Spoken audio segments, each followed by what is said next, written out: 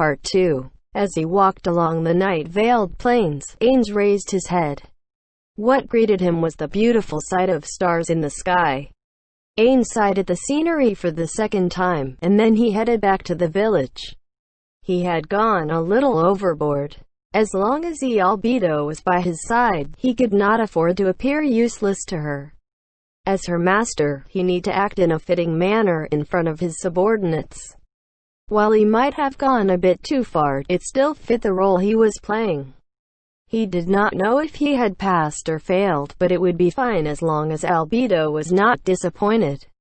Ains could not see Albedo's expression of "damn." Ains-sama was so cool, Khufu under her closed helmet.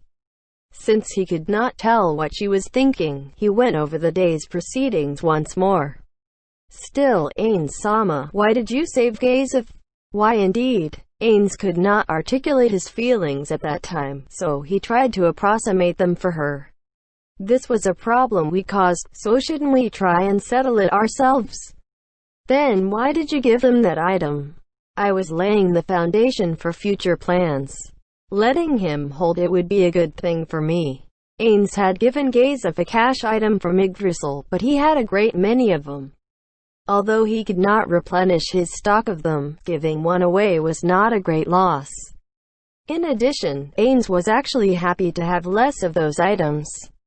That was because those were consolation prizes from the 500 yen gacha draws, which reminded Ains of how profligate he had been with his spending and his poor lifestyle then.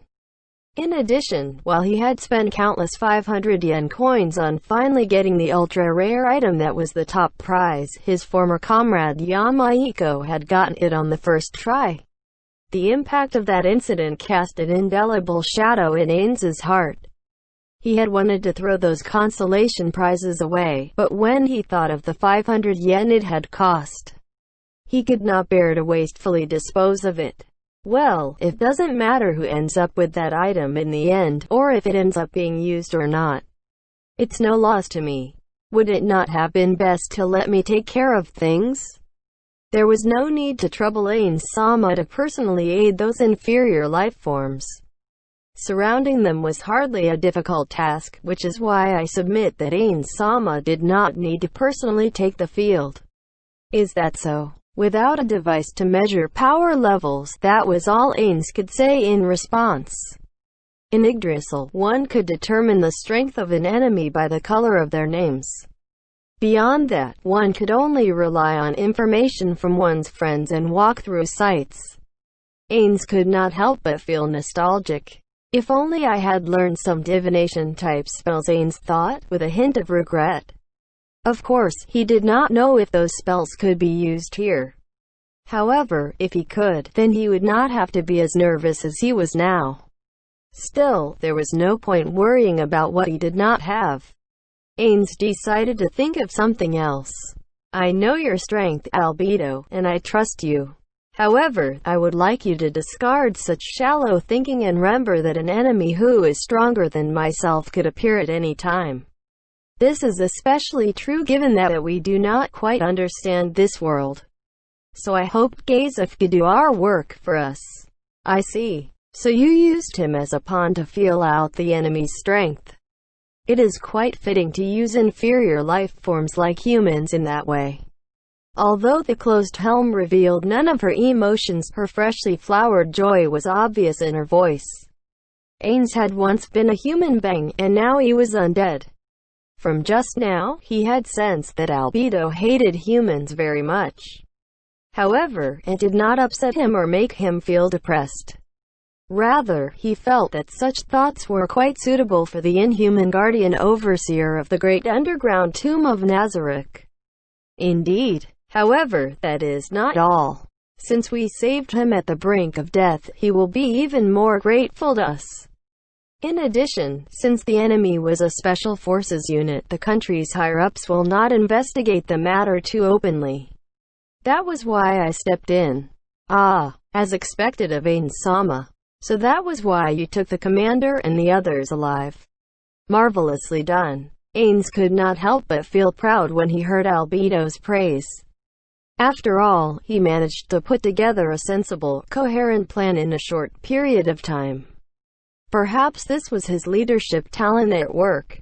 Just then, Albedo's cheerful voice entered Ains's self-satisfied ears.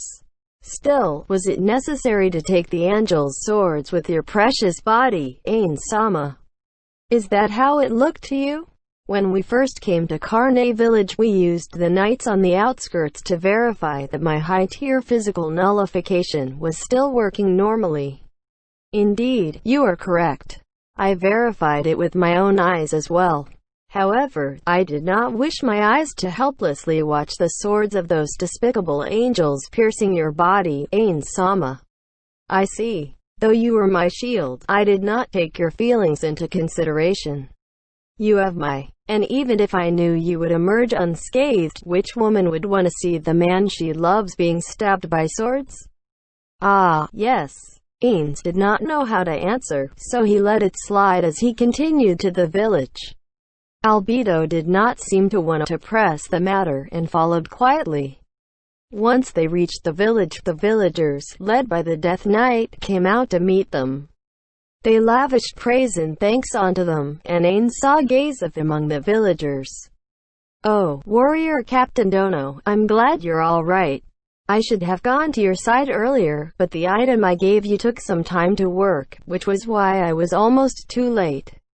My apologies." "What are you saying? It is I who should thank you, Gaon Dono. After all, you saved me. Speaking of which, where did those fellows go?"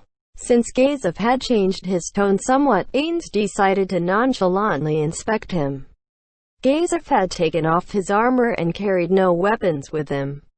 He was bruised all over and half his face was swollen up like a strange-looking, misshapen ball. Yet, a fire burned within his eyes. Ains turned away, as though he had seen something brilliant. His eyes reflexively went to the ring Gazef wore on his left ring finger. So he was married. It's probably good that his wife won't need to shed tears for him. As he thought about that, Ains decided to carefully put on an act. "Oh, I chased them off. I couldn't take care of all of them, as I thought." That was a lie, of course. They had all been shipped back to the great underground tomb of Nazareth. Gazef narrowed his eyes a little, but neither of them spoke. The air between them grew tense. In the end, Gazef broke the silence. "Truly amazing. I do not know how I can repay you for your help, Gaon Dono. Please, look for me when you come to the royal capital. I will welcome you with open arms." "Is that so? Then, I will have to impose on you when the time comes.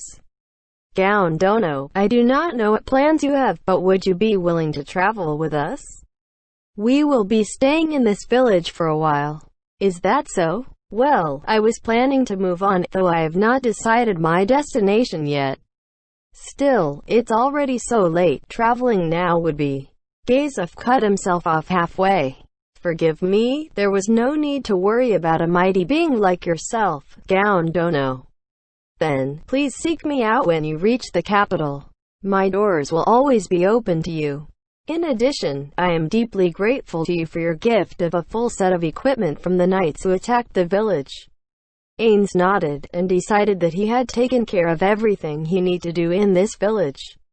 There had been more things to do here than he had expected, and he had spent more time here than he had planned. "Let's go home, Albedo," Ains said in a voice low enough that only Albedo could hear. She immediately turned around joyfully in response, although she was still wearing her full plate armor. End chapter.